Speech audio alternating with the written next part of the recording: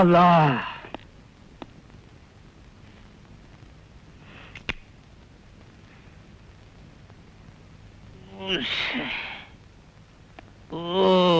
ജയിലിലെ മുട്ടയ്ക്കൊന്നും ഇപ്പൊ സ്വാദില്ലാതെ വന്നിരിക്കുക.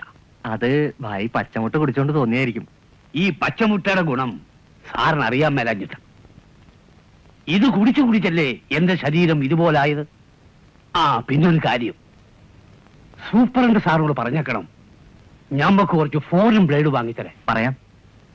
ഇവിടുത്തെ കത്തി കൊണ്ട് പഠിച്ച് മുഖം പട്ടി കടിച്ച പോലെ. സാറിന് വന്നേ, ഞമ്മക്കൊരു കാസറ്റ് വേണം.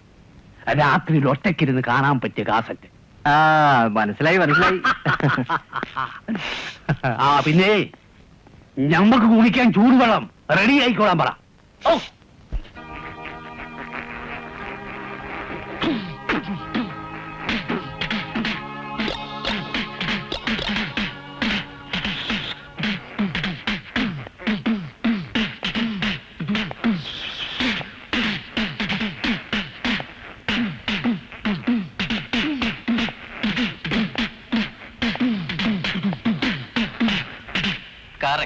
ഇത്തവണ നമ്മൾ ഗംഭീരമാക്കും. അടുത്തായിട്ട് നോക്കാം. 1 2 വരുന്നുണ്ടല്ലോ പാട്ടൊക്കെ പാടി. നീ എവിടെ പോയി കിടക്കായിരുന്നു? രാവിലെ റിഹേഴ്സലിന് വരാന്ന് പറഞ്ഞിട്ട് ഇപ്പോഴാണോ വരുന്നത്? നിന്നോട് ചോദിച്ചു കേട്ടില്ലേ? ഇവന് പൊട്ടു പിടിച്ച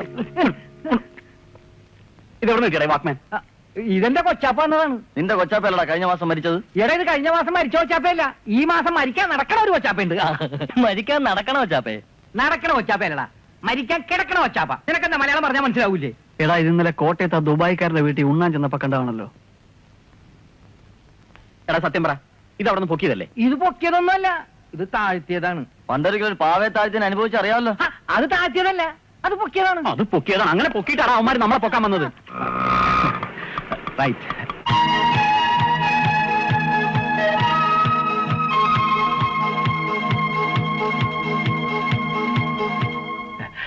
താങ്ക്സ്. സോറി. എന്താ എത്ര തിരക്ക്? ഞാൻ മൊത്തത്തിൽ അല്പം തിരക്കില്ല. നമുക്ക് കാര്യമായിട്ട് പരിചയപ്പെടണം, വിശദമായിട്ട് സംസാരിക്കണം. അതെ, മിമിക്രിയിൽ ഓട്ടോറിക്ഷയുടെ ശബ്ദം എടുക്കുന്നത് ഞാൻ അവരുടെ.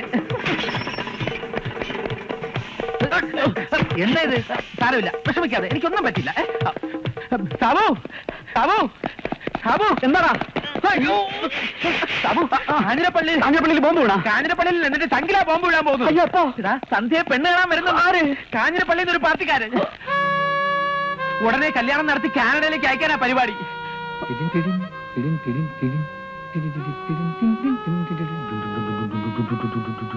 നീ ഇവിടെ തന്നെ നിൽക്കേ. ചായ മേടിച്ചാരാണ് മയ്യത്ത് വിളിച്ചതാ. പരിപ്പോടെ മേടിച്ചാരാണ്. റിഹേഴ്സൽ എടുക്കാനും പ്രോഗ്രാം നന്നാക്കാനും ഒന്നും ഇവിടെ ആർക്കും സമയമില്ലല്ലോ. ഓരോരുത്തരുടെ കല്യാണം പ്രോഗ്രാമൊക്കെ ആണല്ലോ പ്രധാന വിഷയം. അസൂയപ്പെട്ടിട്ടൊന്നും കാര്യമില്ല. നിന്നെ പോലെ കാണുന്ന പെമ്പിള്ളർക്കൊക്കെ എഴുത്തു കൊടുത്ത് നടന്നാൽ ആരും പ്രേമിക്കാൻ വരില്ല. തലയ്ക്ക് അസുഖമാണെന്ന് വിചാരിക്കും.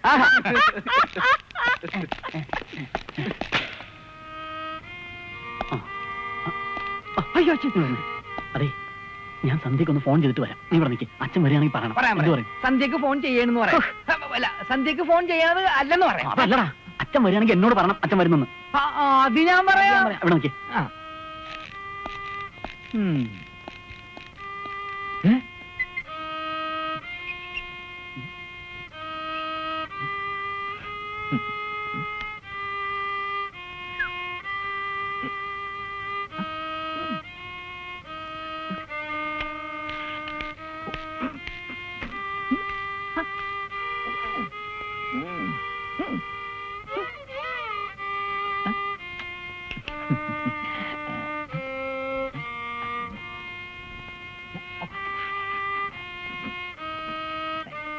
അയ്യോ, സന്ധ്യ എന്തായി പറയുന്നത്?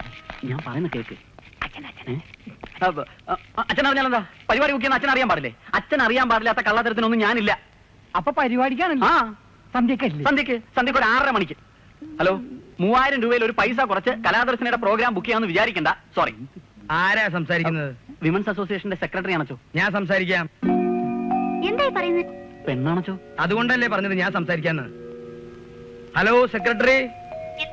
സാബു അല്ല, ഫാദർ തറക്കണ്ട. ആരാ സംസാരിക്കണേന്ന്? Hello hello. കട്ട് ചെയ്തു. എന്തിനാടാ കട്ട് ചെയ്തതല്ലോ, ഡിസ്കണക്ഷൻ ആയതല്ലേ. അതെന്താ ഞാൻ സംസാരിക്കുമ്പോൾ മാത്രം ഡിസ്കണക്ട് ആവുന്നത്? ചിലപ്പോ അച്ഛനെ പേടിച്ചിട്ടായിരിക്കും. എന്നെ പേടിക്കാൻ ഞാൻ ഫോണിൽ കൂടി ആ സെക്രട്ടറിയെ പിടിച്ച് വിഴുങ്ങോ? എന്തിനോടാ ചിരിക്കുന്നത്? ഇക്കിളിയാണോ?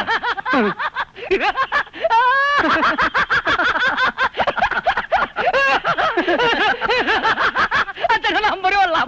അച്ഛനെ നമുക്ക് മിമിക്രി ചേർക്കാം. വേണ്ട, അച്ഛന്റെ നമ്പർ കാണിച്ച് ചിരിപ്പിക്കണ്ട. താങ്കൾ ഒന്നേ. ഓ, ആ സ്ഥലം ഒഴിച്ചിട്ടിരിക്കുന്നത് എന്തിനാണെന്നറിയോ? ഇല്ല. അച്ഛൻ മരിച്ചു കഴിയുമ്പോ മാലയിട്ട് പടം വെക്കാൻ.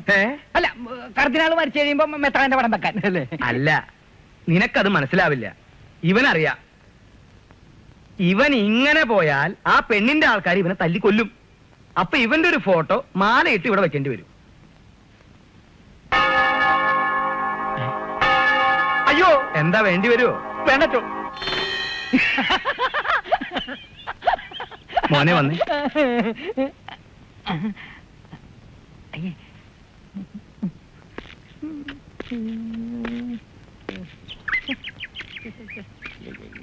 എത്തിയല്ലോ ഹിപ്പപ്പൊട്ടാമസ്.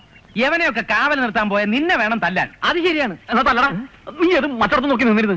ആര് നോക്കിയെന്ന്? ഞാനല്ലേ നോക്കിയത്. ആ പെണ്ണാണ് എന്നെ നോക്കിയത്. അപ്പോഴാണ് ഞാൻ ആ പെണ്ണിനെ നോക്കിയത്. അപ്പൊ ആ പെണ്ണ എന്നെ നോക്കിയടാ. അപ്പോഴാണ് അച്ഛൻ എന്നെ നോക്കിയത്. ആ, എടാ സന്ധ്യയുടെ ഒരു വിവരം അറിയാൻ പറ്റിയിട്ടില്ല. നീ ഒന്നും വിഷമിക്കണ്ട. കല്യാണം കലക്കി തന്നാ പോരെ. എങ്ങനെ? അതിനൊരു വഴിയുണ്ടടാ. പറ പറ പറ. കല്യാണത്തിന്റെ അന്ന് വെളുപ്പിനെ നമുക്ക് സന്ധ്യയുടെ കുളിമുറി കയറി ഒളിച്ചിരിക്കാം. എന്തിന്? കുളിക്കാനാ? എന്നിട്ട് നമുക്ക് അവിടെ ഇരുന്ന് ആലോചിക്കാം. കല്യാണത്തിന്റെ അന്നാക്കണ്ട. നീ ഇന്നേ ആ ബാത്റൂമിൽ പോയിരുന്ന് ആലോചിക്കും. അത് കറക്റ്റ്. കല്യാണം മുടക്കാൻ എന്റെ കയ്യിൽ ബെസ്റ്റ് ഒരു പ്ലാൻ ഉണ്ട്. അതെന്റെ കയ്യിലും ഉണ്ട്.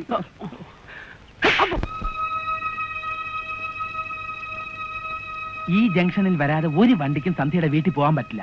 അതുകൊണ്ട് നമുക്ക് ഇവിടെ തന്നെ നിൽക്കാം. എടാ, ഇനി വല്ല കുറുക്കുവഴിയുടെ അങ്ങനെ ഒരു നടന്നു പോയാലോ? ഒന്ന് പോടേ. പെണ്ണാണോ വരുന്നത്? നടന്നാണോ വരുന്നത്? പിന്നെ പറഞ്ഞല്ല, ഓർമ്മയുണ്ടല്ലോ. അബദ്ധങ്ങൾ എന്തെങ്കിലും കാണിച്ചാൽ നിന്റെ അല്ലേ കാഞ്ഞിരപ്പള്ളിക്കാരെ കണ്ടാൽ ഇങ്ങനെ തിരിച്ചറിയും. എടാ, പെണ്ണ് കാണാൻ വരുന്നവർക്ക് സ്റ്റൈലുണ്ട്. കാനഡയിൽ എഞ്ചിനീയർ ആകുമ്പോ നല്ല വെളുത്ത് സുന്ദരനായി എന്നെ പോലെ ഇരിക്കും. അതുമല്ല, കാഞ്ഞിരപ്പള്ളിക്കാരനാണെങ്കിൽ നല്ല റബ്ബർ പാലിന്റെ മണം ഉണ്ടാവും നിന്നെ പോലെ. ചവിട്ടീന്റെ കോട്ടയം രജിസ്ട്രേഷനാ. നിറച്ച ആൾക്കാരും ഉണ്ട്.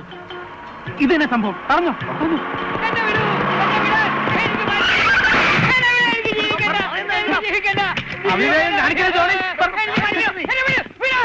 നീ ജീവിച്ചിരിക്കില്ലെങ്കിൽ പിന്നെ ഞാനും ജീവിച്ചിരിക്കില്ല. അതങ്ങ് ജോണിക്കുട്ടി. ജോണിക്കുട്ടി ഇവനെ ആശ്വസിപ്പിച്ചു. നിങ്ങൾ പെണ്ണ് കാണാൻ പോകുന്നവർ തന്നെയല്ലേ? തുറന്നു പറയാൻ ബുദ്ധിമുട്ടുണ്ട്. പക്ഷെ പറഞ്ഞില്ലെങ്കിൽ 2 ജീവിതങ്ങളാണ് തകരാൻ പോകുന്നത്. എന്തൊരു പരീക്ഷയാണിത്.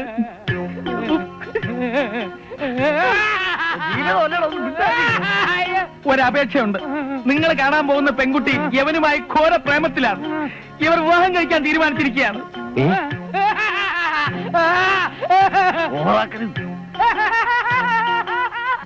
ആ കുട്ടിക്ക് വേറെ വിവാഹം നടക്കുകയാണെങ്കിൽ യവൻ പിന്നെ ജീവിച്ചിരിക്കില്ല മുതലാളി. അയ്യോ, കരയാതെ ജോണി, കരയാതെ ജോണി. മതി മതി മതി. അതെ, നമ്മൾ വിചാരിക്കുന്ന പോലെ ഒന്നുമല്ല. മുതലാളി നല്ല ബുദ്ധിയുള്ള ആളാ. നമ്മൾ ഈ പറയുന്നതൊക്കെ സത്യമാണെന്ന് മനസ്സിലാക്കാനുള്ള ശേഷിയും ക്ഷേമോഷിയും മുതലാളിക്കുണ്ട്. അല്ലേ മുതലാളി? ഇപ്പൊ എങ്ങനെയുള്ളൂ?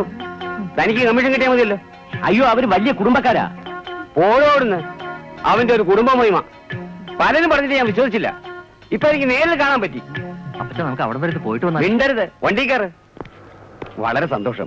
നിങ്ങളെ പോലുള്ള ചെറുപ്പക്കാർ ഈ നാടിനൊരു ആവശ്യം തന്നെ. മുതലാളിയെ പോലുള്ളവരുണ്ടെങ്കിലേ ഞങ്ങൾക്ക് ജീവിക്കാൻ പറ്റൂ. വരട്ടെ. പെട്രോൾ ഉണ്ടല്ലോ. വണ്ടി വീട്ടിൽ കയറാടാ. നേരെ റിവേഴ്സ് എടുത്ത് പോയാൽ മതി. നീ എന്തിനാ കരയുന്നു? എന്തിനാന്ന്? അവര് പോയത് എന്റെ കരഞ്ഞു പോയതാണ്.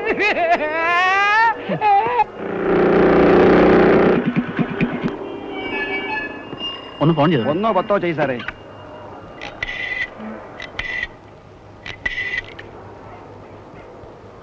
ഹലോ സന്ധ്യ, ഞാനാണ് സാബു.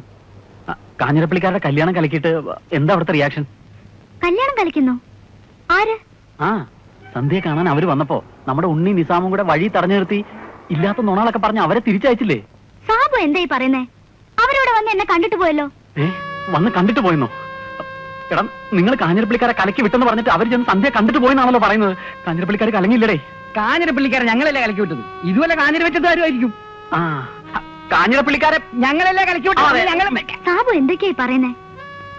കല്യാണം ഉടനെ തന്നെ നടത്തണമെന്ന് തീരുമാനം എടുത്തിട്ട് അവര് പോയത്. സാബുവിന് എല്ലാം ഒരു തമാശയാ. ഇനി ചിലപ്പോ ആള് മാറിപ്പോയതായിരിക്കും. ആള് മാറിപ്പോയതായിരിക്കും. ഞാൻ പിന്നെ വിളിക്കാം. ലൈൻ ക്ലിയർ ആയില്ലേ സാറേ? ലൈൻ ക്ലിയർ ആവാതെ പിന്നെ സംസാരിക്കാൻ പറ്റും? ഇല്ല, മറ്റേ ലൈൻ. അതൊന്ന് ക്ലിയർ ആക്കാനുള്ള പാടാണോ ഈ പറഞ്ഞത്? മറങ്ങട്ടെ, നീ കല്യാണം കിടക്കൂലേ? എന്റെ പൊന്നച്ചോ, അവൻ ഈ കല്യാണം മുടക്കും. പയ്യന്റെ കാഞ്ഞിരപ്പള്ളിയിലെ വീടും വിലാസവും ഒക്കെ സന്ധ്യ വഴി അവൻ അറിഞ്ഞിട്ടുണ്ട്. അതുകൊണ്ട് ആ കളിയൊന്നും വേണ്ടാന്ന് അച്ഛൻ അവനെ ഒന്ന് പറഞ്ഞു മനസ്സിലാക്കിയാൽ കൊള്ളാം. ഒരേ ഒരു മോളാണച്ചോ. ഈ മിമിക്രിയും കാണിച്ച് നടക്കുന്നവന് എന്റെ മോളെ കെട്ടിച്ചു കൊടുക്കണമെന്നാ അച്ഛൻ പറയുന്നതെങ്കില് അത് പറ. കെട്ടിച്ചു കൊടുക്കാൻ ഞാൻ പറഞ്ഞില്ലല്ലോ. പറഞ്ഞാലും ഞാൻ ചെയ്യത്തില്ല. സാബു അങ്ങനെയൊന്നും ചെയ്യില്ല. അങ്ങനെ ചെയ്താലും എനിക്കൊന്നും നഷ്ടപ്പെടാനില്ല. അച്ഛനാ നഷ്ടം. മിമിക്സ് ട്രൂപ്പിലേക്ക് വേറൊരാളിനെ നോക്കേണ്ടി വരും. അവരധിക ചെലവായില്ലോ അച്ചു. എന്താ, നോക്കണോ? വേണ്ട. അപ്പൊ ഞാൻ ഇറങ്ങട്ടെ. ഓ,